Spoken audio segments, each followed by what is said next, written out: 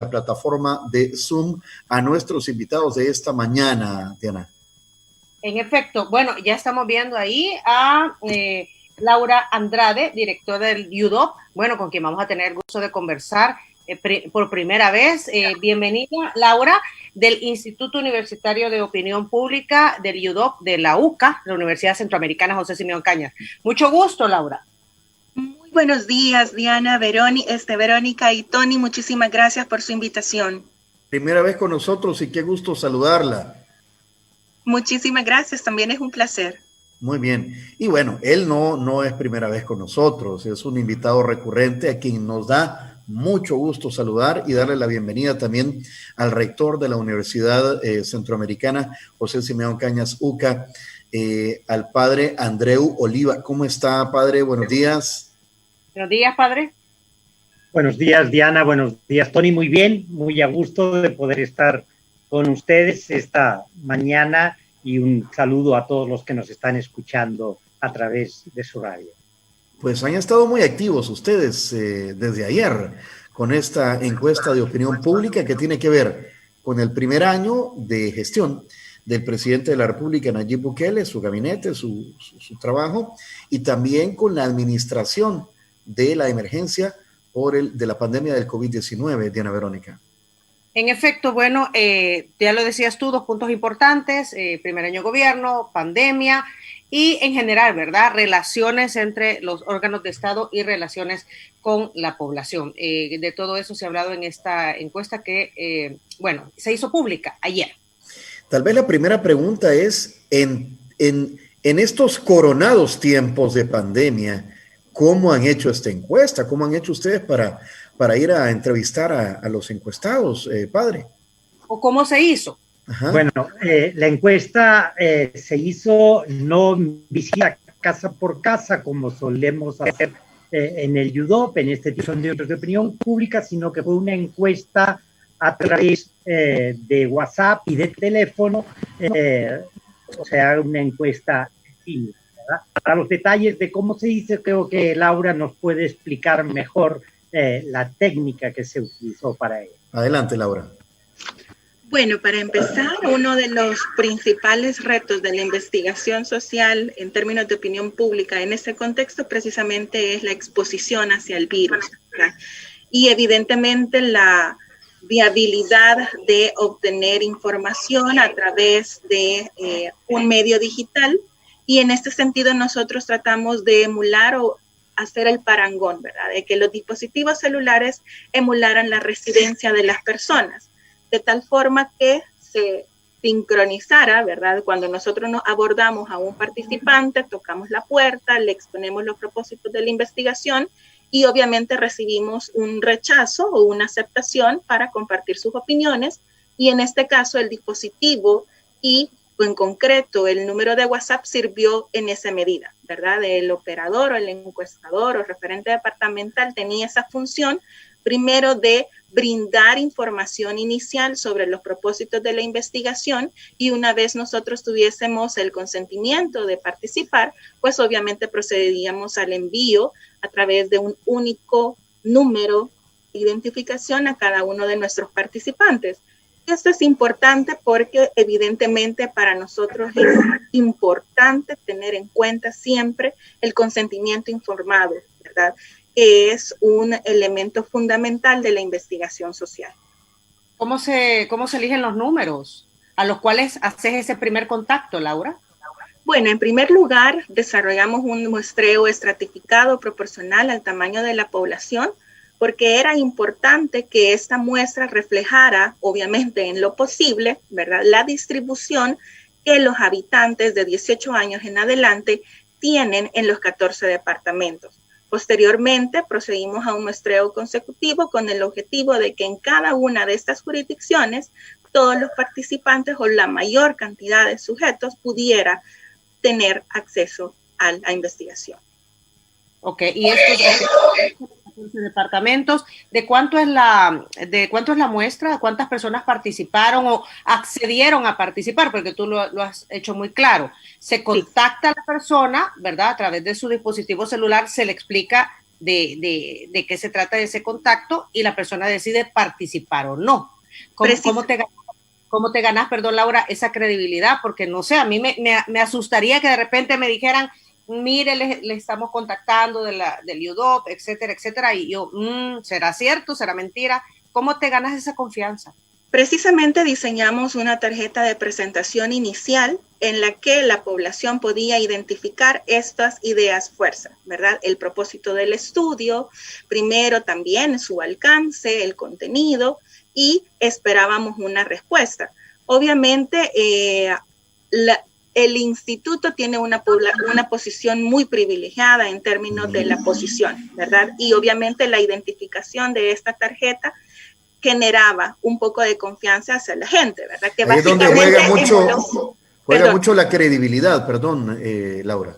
Exactamente. Justamente esta tarjeta representó un parangón a la carta de consentimiento informado que nosotros entregamos a la hora de entrevistar vía presencial a la población.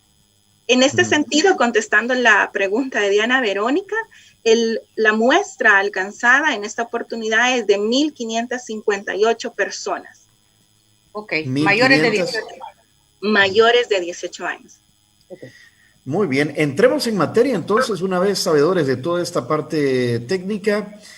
Tal vez, estoy viendo aquí algunos titulares de los periódicos, de informativos electrónicos también. Dice, imagen de Bukele cae cerca del 20% en primer año de gobierno, según la UCA. También la calificación que pasa de 8.37 a 7.69. Y ahí me voy a quedar para que sean ustedes quienes nos vayan detallando la carnita de esta investigación. Ciertamente, ¿verdad? En la evaluación del primer año de Nayib Bukele se ven dos cosas. Por un lado, que sigue teniendo una amplia aceptación entre la población. Tiene además un 55% de esta muestra que es incondicional, diríamos, a Nayib Bukele, ¿verdad? Pero también vamos observando, sobre todo si comparamos la frecuencia de las respuestas a la encuesta de los 100 días de gobierno y la encuesta ahora con las mismas preguntas, vemos que sí hay un descenso. Por ejemplo, la figura de Nayib Bukele se ve bastante afectada por este año de gobierno, donde pues teníamos que un 93% de la población a los 100 días pensaba que el desempeño del gobierno de Nayib Bukele era bueno o muy bueno. Esto se ha reducido al 72.7%, ¿verdad? Ha habido una disminución y aumenta también los que piensan que el desempeño es malo o muy malo, que ha pasado de 3.8 a 14.5, ¿verdad? Entonces sí vemos que hay un incremento de las opiniones negativas y un decremento de las opiniones positivas. La imagen del presidente, pues también la población ha pasado, los que consideran que su imagen ha empeorado, de 4.7 a los 100 días a 21.7 al año, ¿no? Y que los que consideran que ha mejorado, antes eran 81.8 y hoy son 57.3. Lo mismo ha pasado con el nivel de confianza en Nayib Bukele. También hemos visto cómo de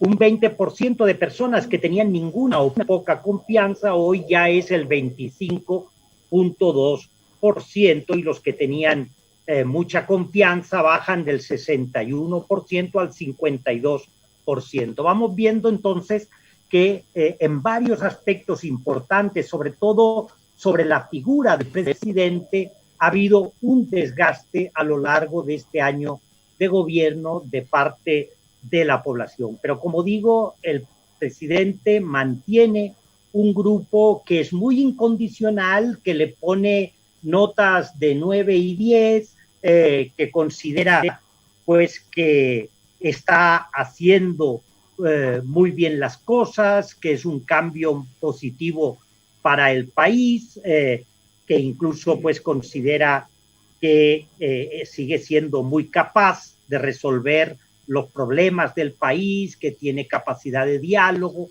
Entonces, pero este número se ha visto reducido a lo largo de estos meses.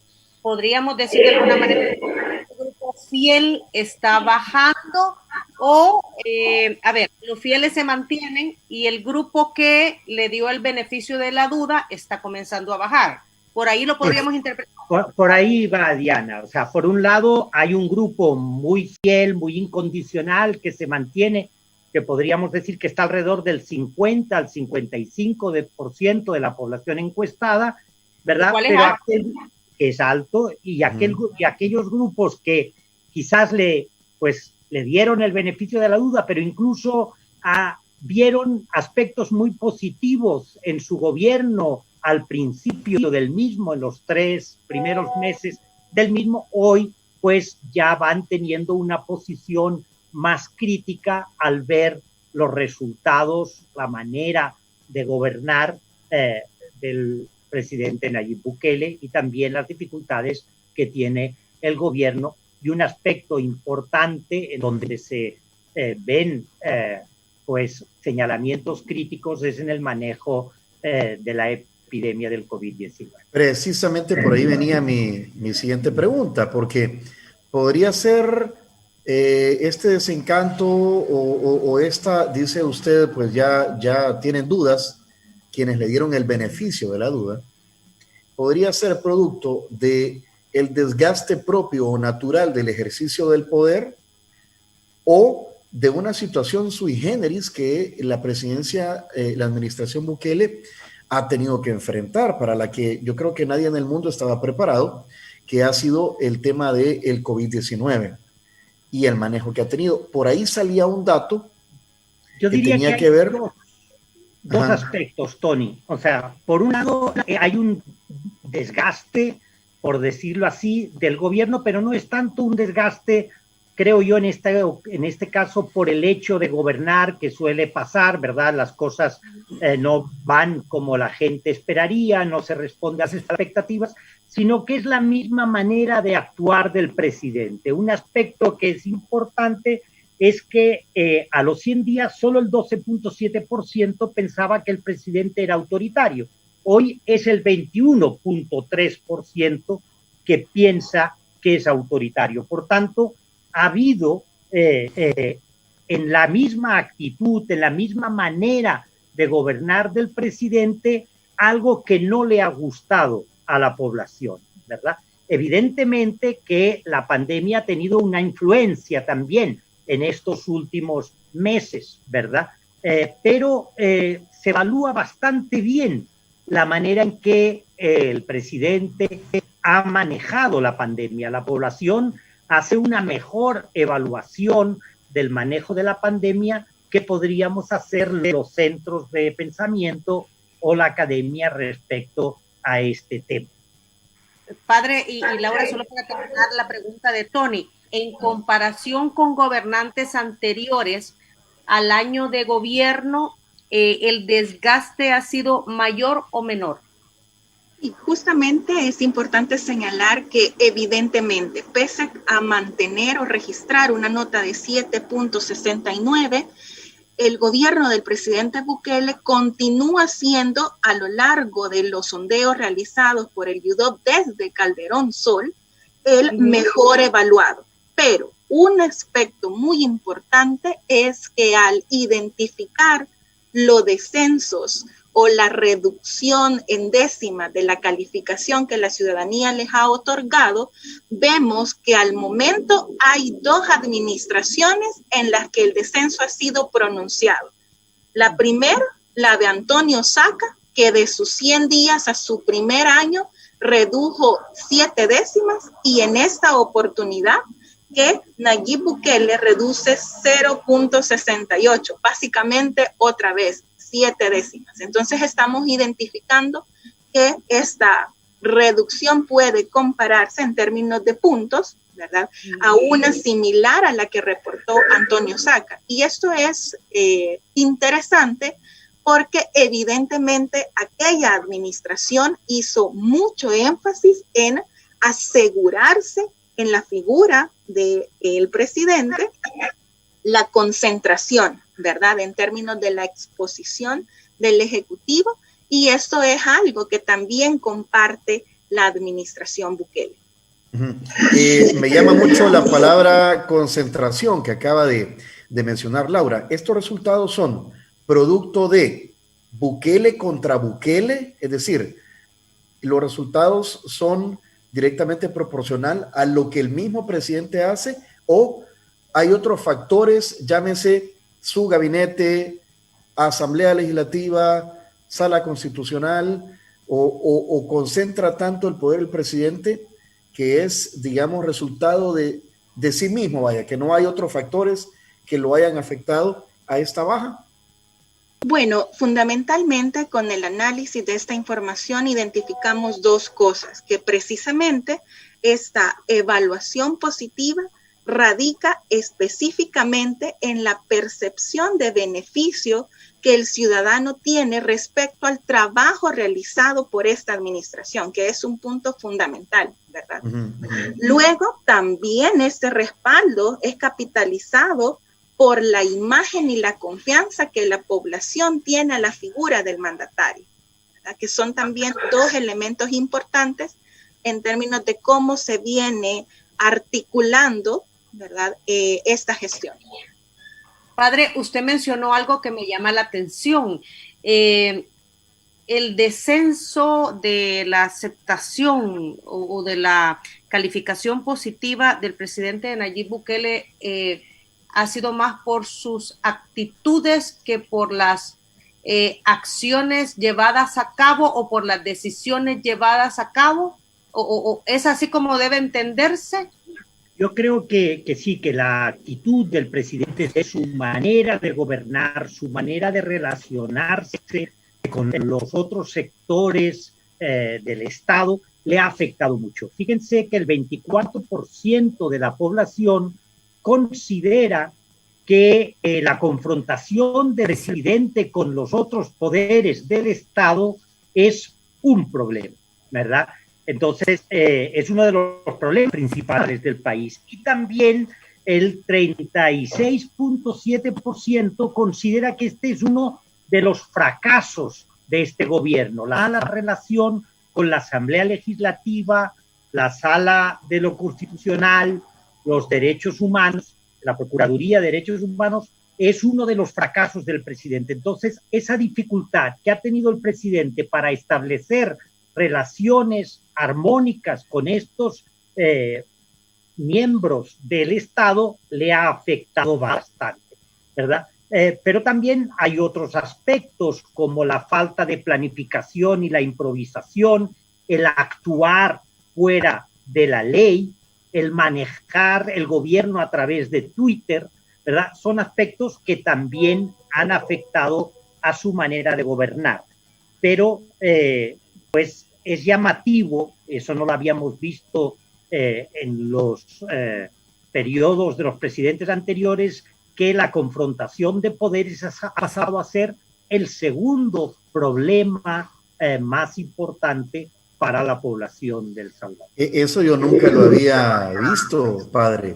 O sea, da la impresión que la gente sí comienza tal vez a valorar la separación de poderes, cosas que siempre pensamos que son como intangibles, que la gente no las dimensiona o no las valora. No sé si, pues ya la gente dice, bueno, si no se ponen de acuerdo los órganos de Estado, eso sí es un problema para mí. O para las acciones que debe tomar el gobierno, ¿no? Y siempre hablamos de... Es un problema que nos afecta, ¿verdad? Y lo ve, y en este caso yo creo que se ha visto muy claro, porque afecta a cómo se enfrenta la pandemia, afecta a la salud de las personas, al riesgo que podemos correr respecto a la debida atención que merece pues nuestra salud, pero también afecta a la economía, que es otro de los aspectos que una parte importante de la población señala, ¿verdad? Que la situación económica ha empeorado. Entonces, la relación entre los poderes, la gente aunque sea muy crítica de la Asamblea Legislativa, porque hay que señalarlo, hay una visión muy crítica del trabajo realizado por la Asamblea Legislativa, pero creo yo que desean que entre los poderes del Estado haya una relación armónica, ¿verdad? Una relación de diálogo.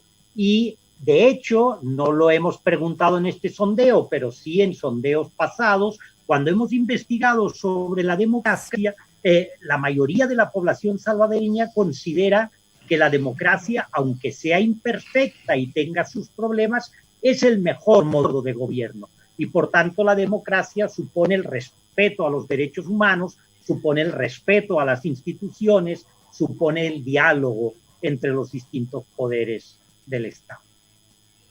Bueno, también analizaron el comportamiento cómo la gente piensa con respecto a lo que la pandemia o todo esto le ha afectado. Preguntaron cuál es el problema que a usted más le ha afectado durante la cuarentena domiciliaria obligatoria. Laura, ¿cuál fue ahí la respuesta de los encuestados por la UCA, por el UDOP?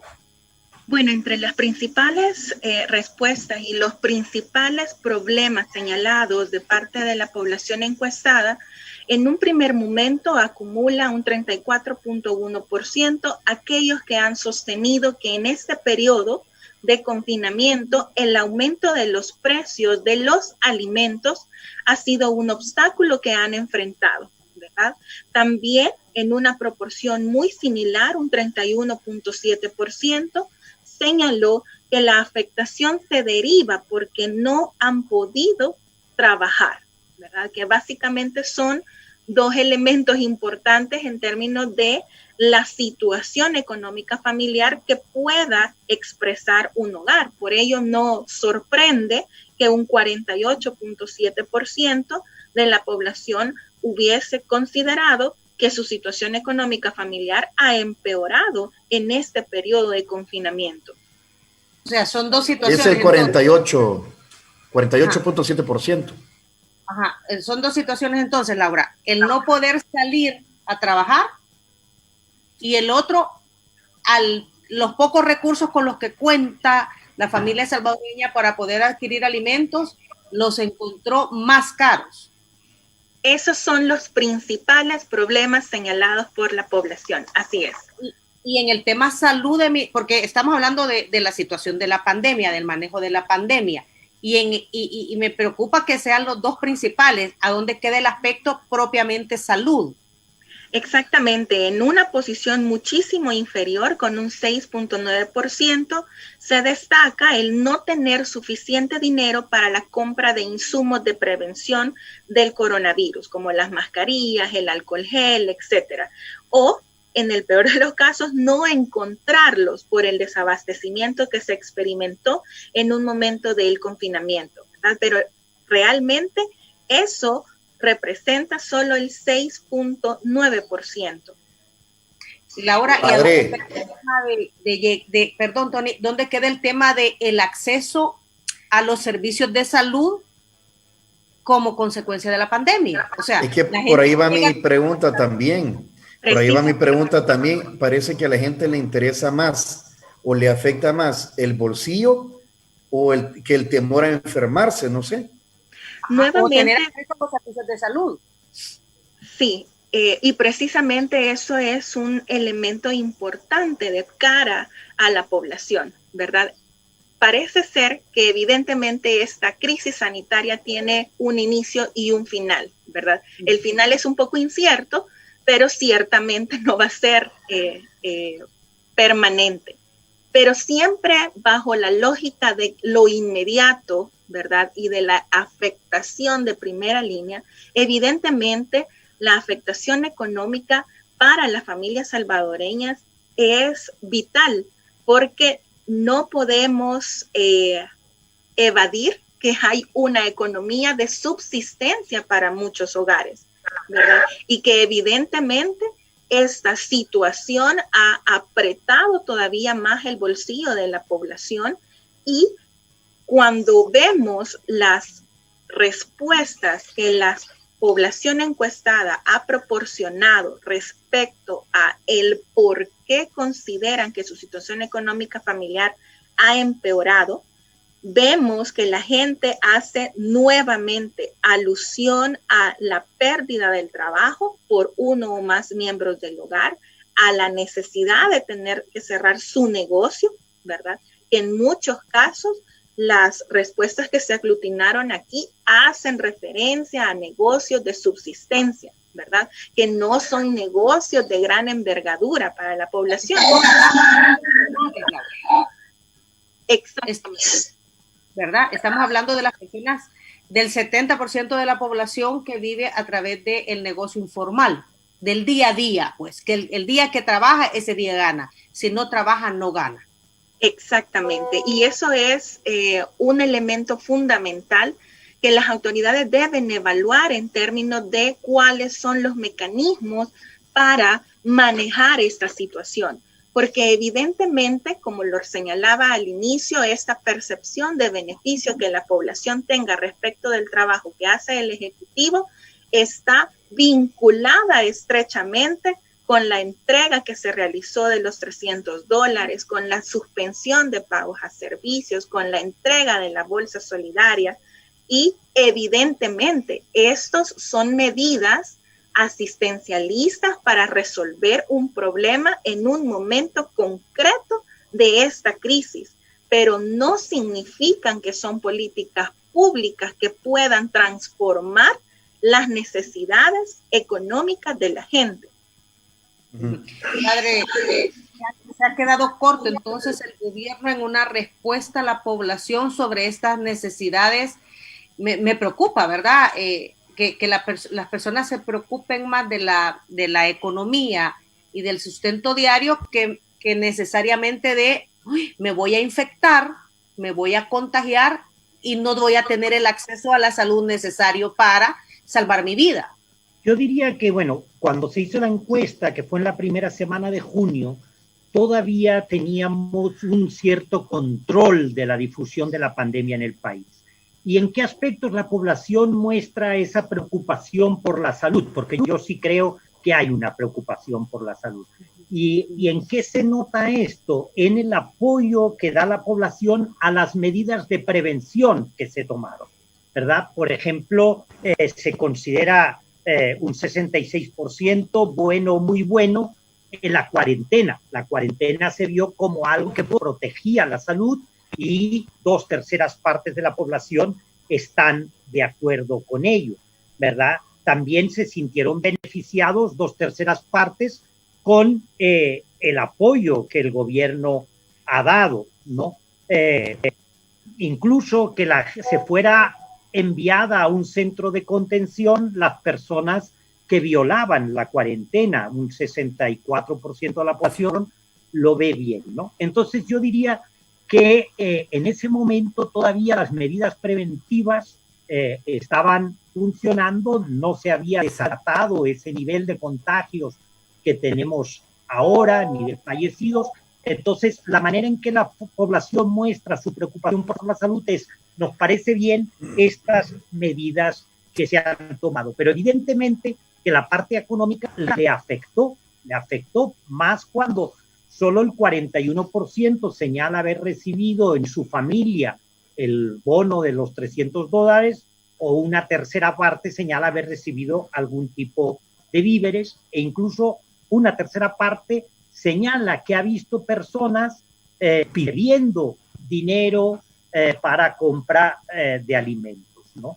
Eso son aspectos pues que muestran que realmente la afectación de las medidas de prevención a la economía sí son muy importantes y claro, o sea, cuando nuestra economía falla y no tenemos ni siquiera para comprar pues artículos de prevención como puede ser la mascarilla o el alcohol gel, etcétera, eso preocupa, ¿no? Pero hay un aspecto que normalmente no se trabaja cuando se habla de el impacto de la pandemia y que nosotros sí lo hemos abordado, y es cómo esta pandemia ha afectado a la vida emocional de las personas, ¿no? Y sí nos encontramos ahí con algo que es preocupante, como durante la cuarentena las personas tuvieron emociones de preocupación, de miedo o temor, de desesperación en un porcentaje muy alto, ¿verdad? El 94% dice al menos una vez alguna vez haberse sentido preocupado. El 85.8% haber sentido temor o miedo. El 78.2% haber sentido desesperación, ¿verdad? Entonces, estos aspectos tampoco se están trabajando en las políticas públicas. Cómo una situación que estamos viviendo está afectando a la salud emocional de las personas, y esto lo estamos hablando con adultos. Si habláramos con niños o adolescentes, probablemente la afectación sería muy similar. El 7.69 que le pone la población encuestada denota al presidente se eleva un poquito a las 7.71 cuando le preguntan a la gente específicamente sobre el manejo de la pandemia por parte del presidente Nayib Bukele. Cierto, ¿verdad? Hay una elevación de la nota del manejo de la pandemia. Como digo, la población en general está pues en más de 2/3 partes a favor de las medidas que se tomaron de cuarentena, de restricción del transporte público, de restricción de salida con DUIs. Fueron medidas que tuvieron apoyo mayoritario de la población y que la población consideró que les beneficiaban, y ahí sí se tiene que entender que les beneficiaban en cuanto a su salud, porque ya hemos visto que en la parte económica no supuso un beneficio, ¿verdad? Bueno, los que sí están amolados y pa'l tigre son los de la Asamblea, son los diputados de la Asamblea Legislativa, porque 60.1% creen que es muy malo el trabajo que han hecho los diputados durante la emergencia. Yo creo que arrastran todo lo que ya la gente pensaba sobre los diputados. No sé si esto afecta. Yo creo que evidentemente afecta la historia, ¿verdad? La Asamblea Legislativa ha sido mal evaluada desde hace muchos años, ¿verdad? Y el seriado de informes del UDOP, pues la ponen siempre en los últimos lugares, incluso de la confianza de la población. La Asamblea Legislativa no ha logrado, nunca tener un prestigio ante la población y siempre ha sido mal evaluada y mal valorada su trabajo. Yo creo que ahora se le añade también toda de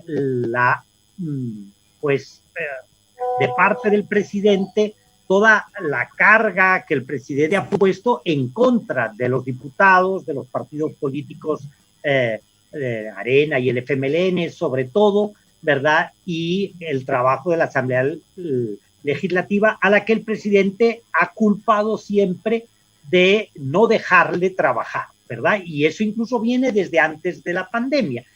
Ya tuvimos el tema, el conflicto por los préstamos por seguridad, etcétera, ¿no? Entonces yo sí creo que esta posición que ha tomado el presidente de atacar a la Asamblea Legislativa, de desprestigiarla más todavía, de culpabilizarla, de impedir el trabajo de su gobierno, también de alguna manera ha calado en la población, y en ese 50-55% de la gente que es incondicional al presidente, pues han adquirido también esta misma posición del presidente respecto a la Asamblea Legislativa, y eso se ve pues en la mala evaluación que tiene la Asamblea Legislativa.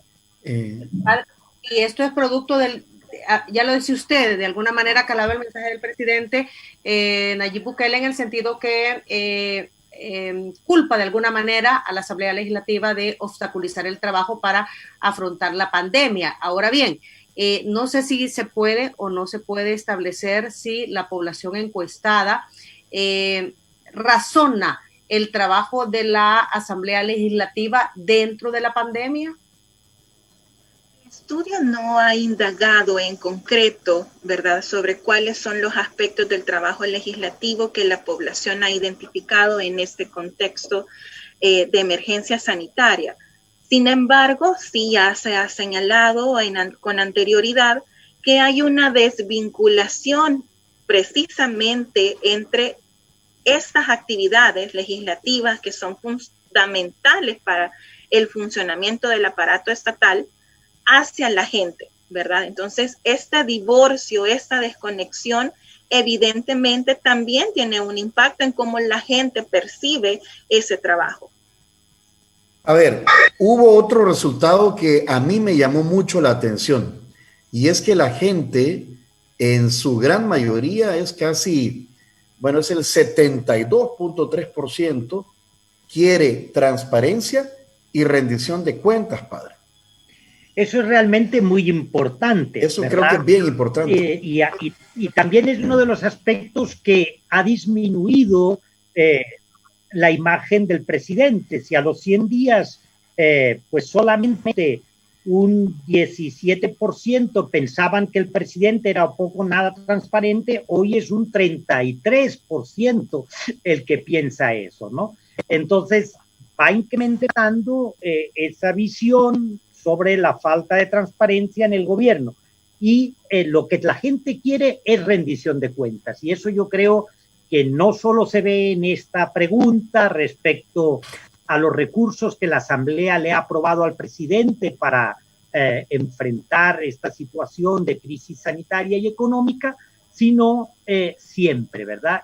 Hay que dar cuentas. Y además creo yo que en este caso se pide esas cuentas con más razón, porque el presidente Nayib Bukele hizo de la lucha contra la corrupción su campaña principal para llegar a la presidencia, ¿verdad? Que él iba a luchar contra la corrupción porque el dinero alcanzaba cuando nadie se lo roba, etcétera, ¿verdad? Entonces, la población quiere que se den cuentas de estos fondos, que además son fondos que vamos a pagar entre todos, porque estos fondos, la mayoría de ellos se han logrado o se van a conseguir a través de deudas a largo plazo, algunas con tasas altas, como el millón que acaba de conseguir, los 1.000 millones que acaba de conseguir en el mercado internacional, con una tasa de interés del 9.5% anual,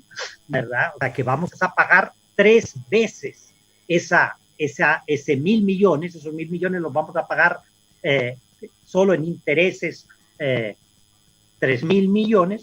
Entonces la gente quiere que se den cuentas y que no se apruebe, porque la pregunta era, ¿usted cree que el presidente debe dar cuenta detallada antes de pedir más dinero a la Asamblea Legislativa, ¿verdad? Y que no se le dé más dinero si no hay un informe detallado de en qué se han utilizado estos recursos. Eso fortalece cualquier decisión de búsqueda de rendición de cuentas que haga un diputado.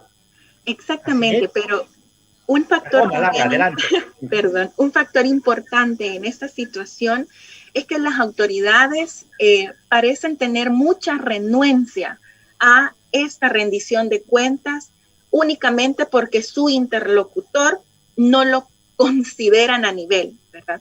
Pero las autoridades tienen que caer en la cuenta de que la rendición de cuentas y la transparencia es una obligación legal de esta administración para la garantía de los recursos, ¿verdad? Del manejo, de la gestión que se haga, pero como efecto reflejo, no solo el disipar los múltiples señalamientos de presuntos actos de corrupción que han salido en los últimos meses, sino también como un punto de honor de parte de las autoridades para con la ciudadanía, porque tal cual esta exigencia de rendición de cuentas está presente, también la gente considera que esta administración, 2/3 de la población considera que es transparente, ¿verdad? Entonces no es solo la posición del deber de cumplimiento legal, ¿verdad? De todos los informes que deben de emitir en este contexto de erogación de fondos para el manejo de la emergencia sanitaria, sino también una correspondencia con la ciudadanía que aún considera que esta administración es transparente. Sí, Laura, usted acaba... El 70%, Laura. El 70%.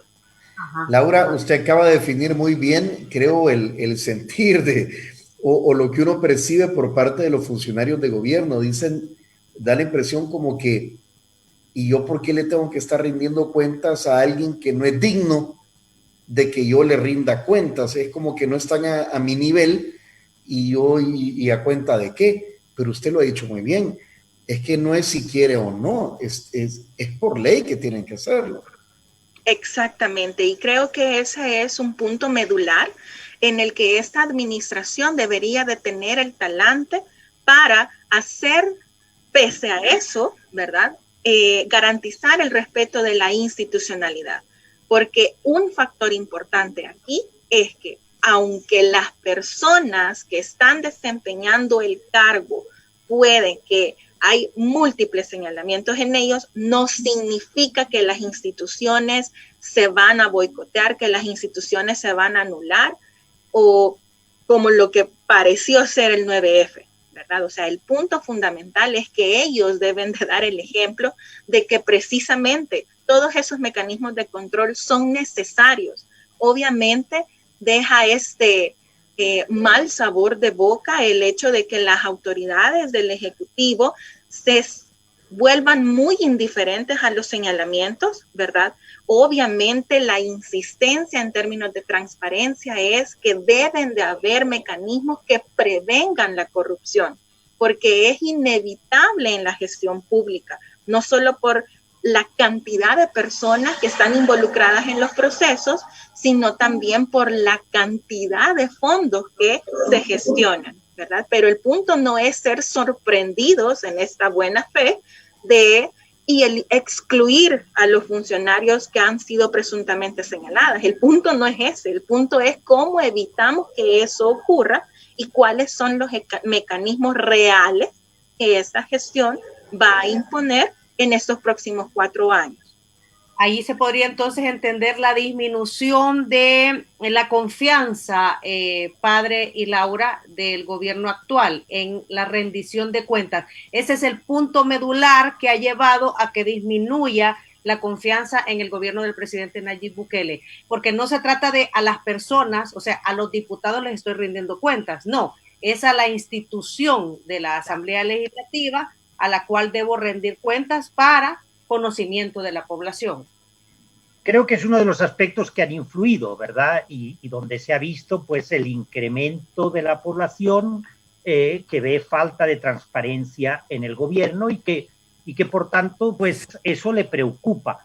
Pero también hay falta de confianza en la información que se ha dado alrededor de la pandemia, ¿verdad? O sea, y yo creo que la falta de confianza o la disminución de la confianza en el gobierno se va dando por estas pequeñas cosas, porque también hemos observado que el presidente en algunos momentos afirma algo y después eso no es real, ¿verdad?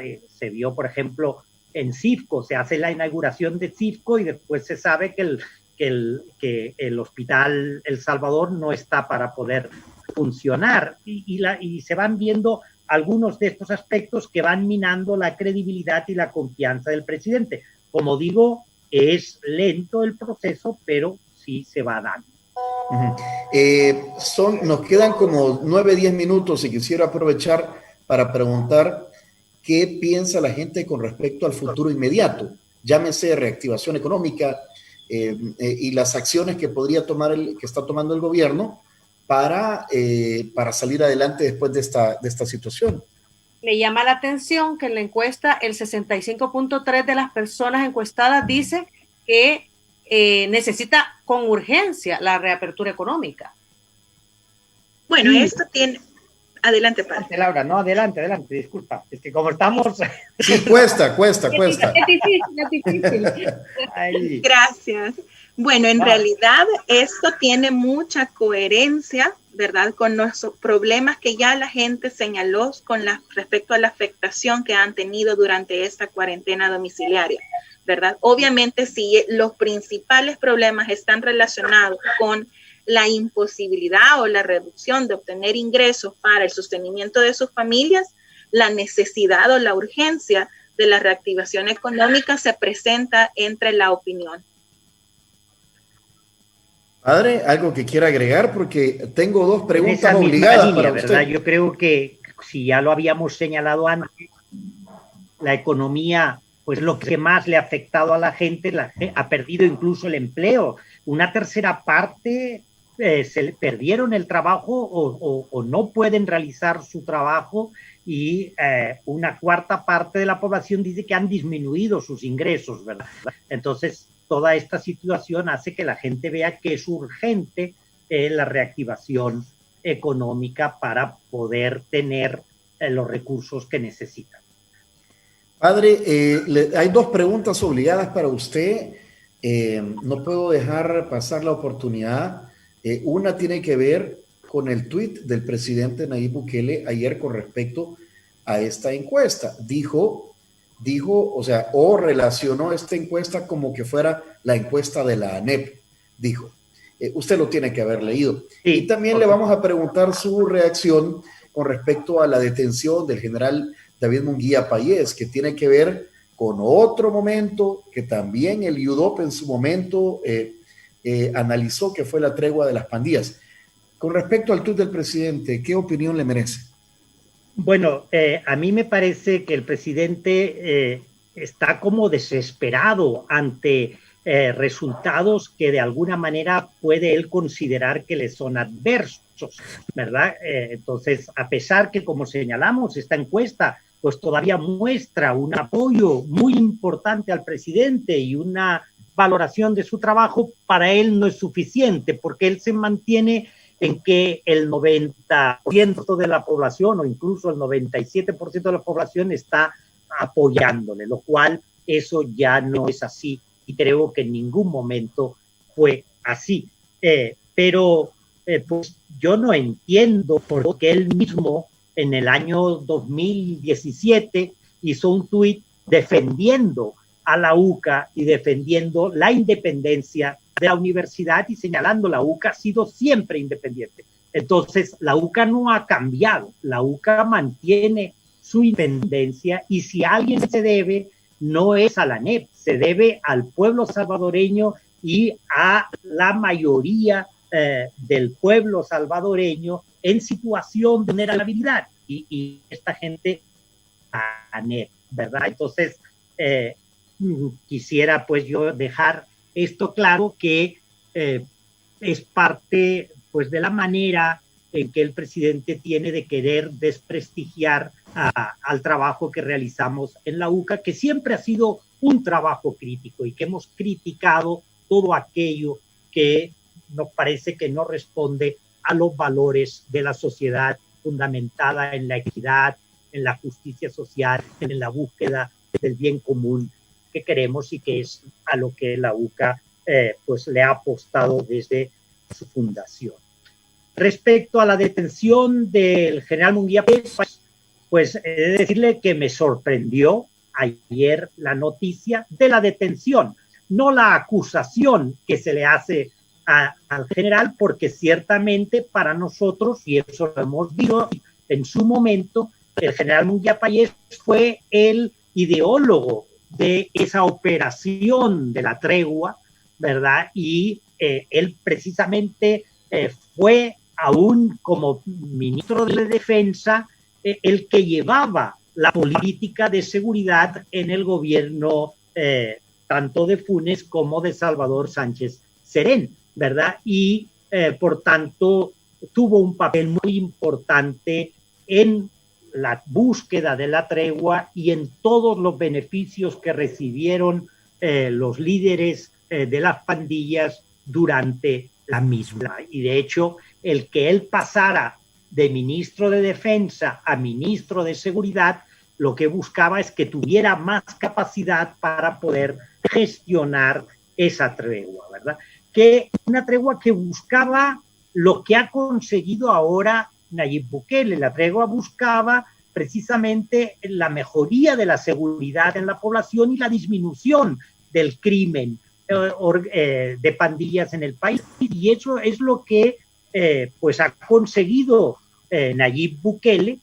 Desconocemos exactamente por qué medios, pero que es el principal logro que ve la población. 56.3% ven en la baja de homicidios, en el combate a la delincuencia, en la implementación del plan de control territorial, el principal logro del gobierno de Nayib Bukele, y eso explica también la buena nota y el buen desempeño del gobierno, algo que no consiguieron los gobiernos anteriores, ¿verdad? Y por eso ahora la seguridad, la delincuencia no es uno de los principales problemas, sino que los principales problemas son otros, ¿verdad? Por el tema de, padre, por el tema de la disminución del número de homicidios. Sin embargo, cuando se escudriña sobre el tema de la seguridad en el país, continúa siendo un tema de debate el plan, mejor dicho, el control territorial. Que eso, de acuerdo a... Sí, pero me refiero a que el control de territorios continúa estando en manos de las pandillas, ciertamente. El control de territorio continúa estando en manos de las pandillas, y eso se ha visto como las pandillas pues son las que hacen cumplir la cuarentena domiciliar en los barrios. Las pandillas reparten alimentos a las familias como algo de su voluntad, ¿verdad? Las pandillas obligan a ponerse a la gente la mascarilla. Entonces son un poder real en muchos territorios, y por eso no podemos decir que haya recuperación del control territorial por parte del gobierno. Lo que hay ahí es un entendimiento de no enfrentamiento entre el gobierno y las pandillas. O sea, control territorial sigue existiendo por parte de las pandillas, y lo que sí ha habido es una baja de los homicidios y una disminución en los enfrentamientos entre la institucionalidad y los grupos irregulares. Exactamente. Incluso cuando preguntamos por los delitos, aunque han disminuido el índice de victimización, pero hay un delito que sigue siendo importante, que es el delito de la extorsión y la renta, ¿verdad? Que lo que muestra la presencia de las pandillas en los territorios. A ver, si el presidente de la República utilizara este instrumento para la toma de decisiones o cambiar las actitudes o comportamientos que le han provocado una baja en su popularidad o en su imagen o en lo que la gente piensa de él o de su gestión, tendría que tener armonía con los otros órganos de Estado, buscar esa armonía y ser más transparente. Digamos que... O ser transparente. O ser transparente. Pero, a la luz o a las puertas de una campaña política, y visto lo visto ayer, justo ayer en la Asamblea Legislativa, con los funcionarios del gobierno, pues no creo que sea ese el camino. Significaría que si la gente sigue considerando que estas actitudes o comportamientos son malos, le va a seguir afectando al presidente si no cambia. Sin lugar a dudas, si no hay un cambio de rumbo en el gobierno, le va a seguir afectando, pero me gustaría también que Laura pudiera dar su opinión al respecto. Sí, eso es fundamental, Tony. También en términos de cuáles son los riesgos, ¿verdad? Porque tampoco hay que perder de vista, como ya lo mencionaba al inicio el padre Andreu, el 50% que aún le otorga calificaciones de 9 o 10, ¿verdad? Que podríamos decir que son las personas que todavía están convencidas que esta administración representa una transformación para la nación. Pero el punto fundamental es qué sucederá el febrero de 2021 para que justamente estas relaciones de confrontación o se intensifican o disminuyen en función de cuáles son la cantidad de curules que el partido que abiertamente está apoyando el Ejecutivo va a obtener en estas elecciones. Y eso es un punto fundamental que va a determinar evidentemente el talante que esta administración tenga en su segundo año y en adelante. Otro factor importante es que pese a esto, ¿verdad? En términos de las preferencias partidarias que en este sondeo se han identificado, aunque si bien es cierto, cerca de la tercera parte considera que el partido político de preferencia es Nuevas Ideas, hay un aumento importante entre la población que considera que no tiene ningún partido político. Se registra un 60% de gente que no se identifica partidariamente con una de estas instituciones. Y esto evidentemente también va a ser un punto de inflexión, sin duda, de aquí en adelante, porque no es indiscutible que la campaña ya inició, ¿verdad? Que la mayoría de los institutos políticos está infringiendo abiertamente la legislación electoral y obviamente las autoridades no han dado un giro de timón para decir no queremos replicar estas mismas situaciones que los institutos políticos tradicionales han venido haciendo por 30 años.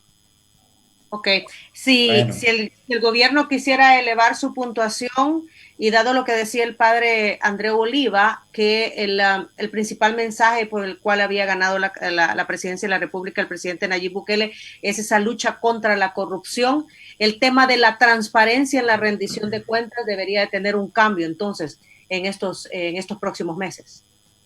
Debe tener un cambio y sobre todo hemos visto durante la pandemia esa resistencia a la rendición de cuentas, ¿verdad? Incluso en la exposición de los ministros rinden cuentas, pero parece que sea regañadientes, ¿verdad?